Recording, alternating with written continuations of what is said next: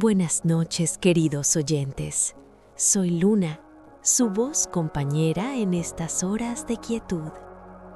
Bienvenidos de nuevo a Luz de Luna Cuentos. Esta noche nos sumergimos en un relato que ha cautivado a generaciones. La casa vacía de la calle del Olivo.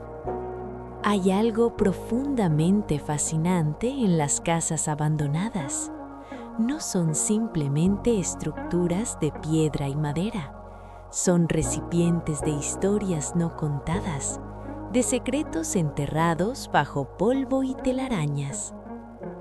Lo que me atrae de este tipo de narrativa es esa capacidad del ordinario para volverse extraordinario, de lo conocido para revelarse como profundamente misterioso. Imaginen una tarde de otoño en una ciudad antigua, donde las calles empedradas aún guardan los ecos de generaciones pasadas. Una brisa suave agita las hojas de los olivos, y hay una casa en particular, silenciosa con sus ventanas como ojos cerrados, esperando pacientemente que alguien se tome el tiempo de mirar verdaderamente. Prepárense entonces para cruzar ese umbral. La casa se encontraba en la calle del Olivo, una de esas vías estrechas y serpenteantes que todavía conservaban el carácter de los tiempos antiguos. Era una construcción de 3 pisos, con una fachada de piedra gris que el tiempo había suavizado, dándole ese aspecto difuso que poseen las cosas muy viejas. Los alféizares de las ventanas estaban pintados de azul descolorido, un azul que probablemente había sido vivido en otra época, cuando alguien se tomaba la molestia de mantener tales detalles.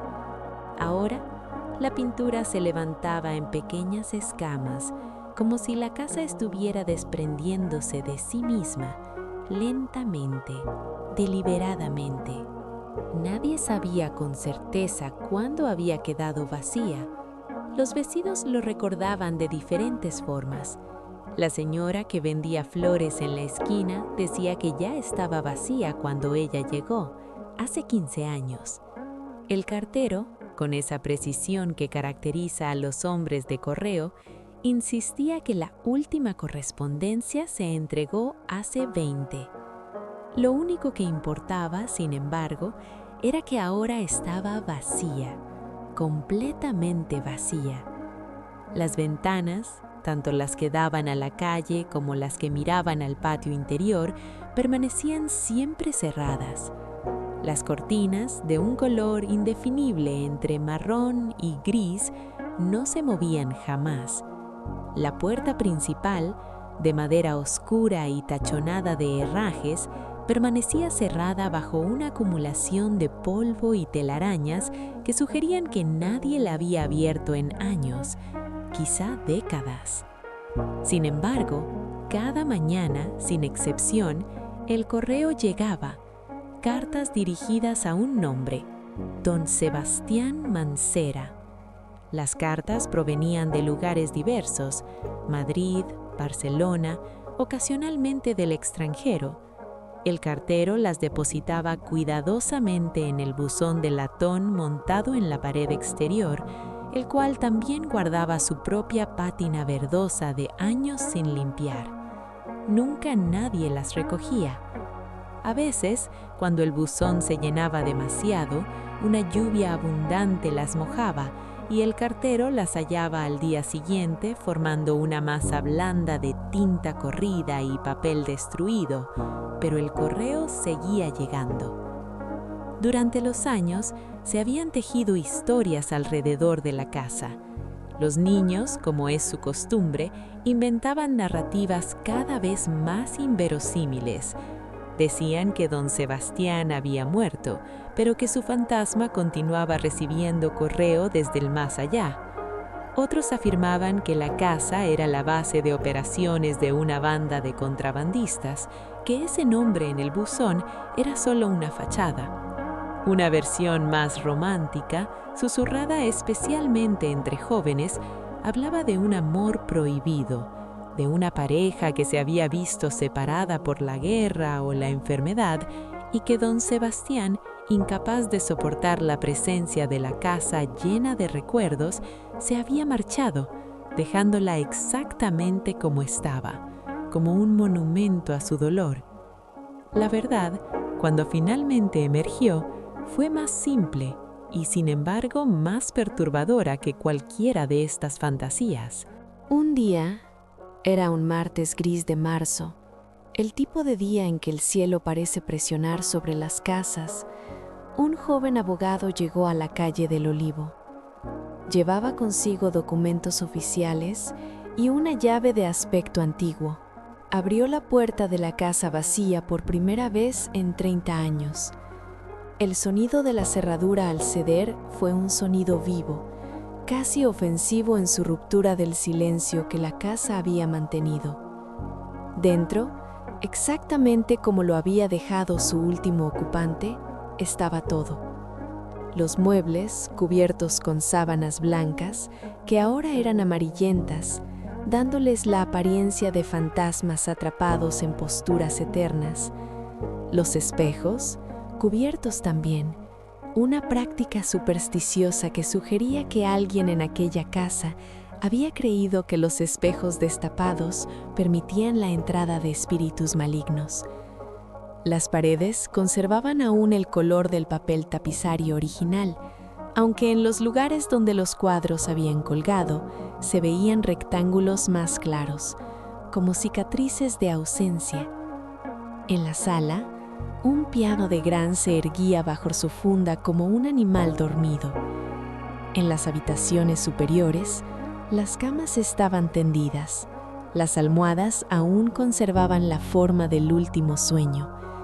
En el escritorio, cartas sin abrir se apilaban, años de correspondencia no leída.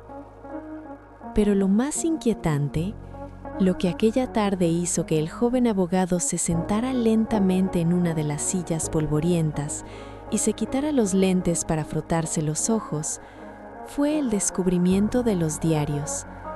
16 de ellos, encuadernados en cuero rojo, escritos meticulosamente durante 30 años. La letra era clara, bella, característica de una educación anterior.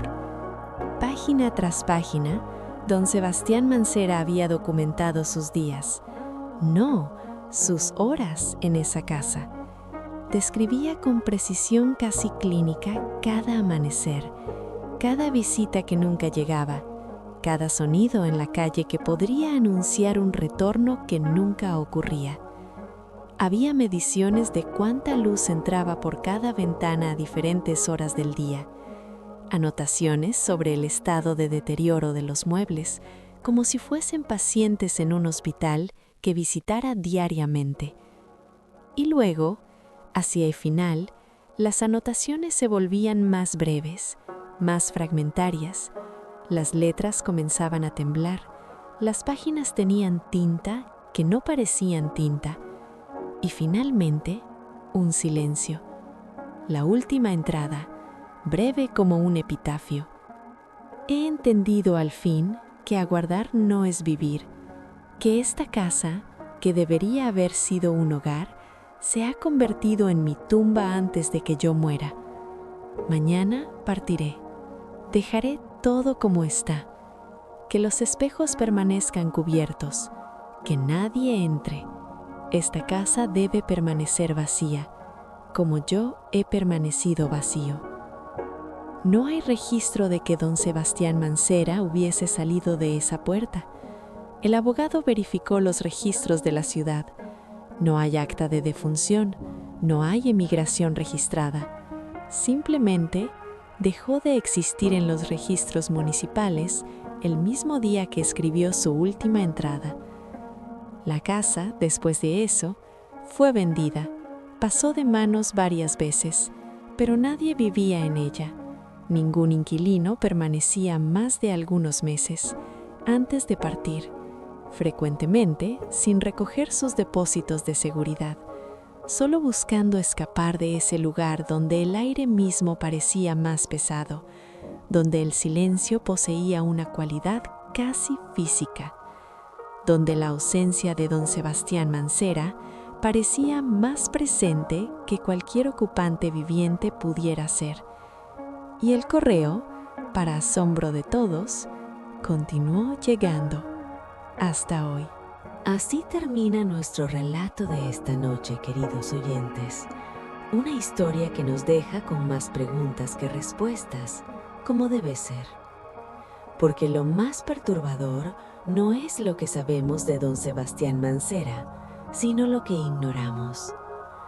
¿Quién continuaba enviando esas cartas después de 30 años?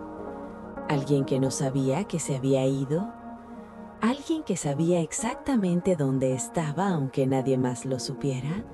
¿O era la propia casa la que las atraía, como si tuviera poder suficiente para manifestarlas desde el vacío? Una casa vacía no es realmente vacía. Está llena de lo que falta, llena de lo que pudo haber sido y no fue, llena de la persona que eligió desvanecerse antes que enfrentar sus recuerdos. Y tal vez, solo tal vez, esa es la lección más perturbadora de todas, que a veces el abandono es más devastador que cualquier fantasía que podamos inventar. La próxima vez que pasen por una casa abandonada, miren bien. Miren las ventanas cerradas, las puertas silenciosas, el correo que nadie recoge. Pregúntense qué historias de soledad y espera están contenidas en esas paredes. Pregúntense si en algún lugar alguien está escribiendo un diario sobre los días que pasan sin visitas, sin cartas respondidas, sin señales de que sigue siendo visto. Gracias por acompañarme en la calle del Olivo, en esta noche en Luz de Luna Cuentos. Que duerman con estos pensamientos ronroneando suavemente en sus mentes como gatos invisibles en la penumbra. Hasta la próxima noche.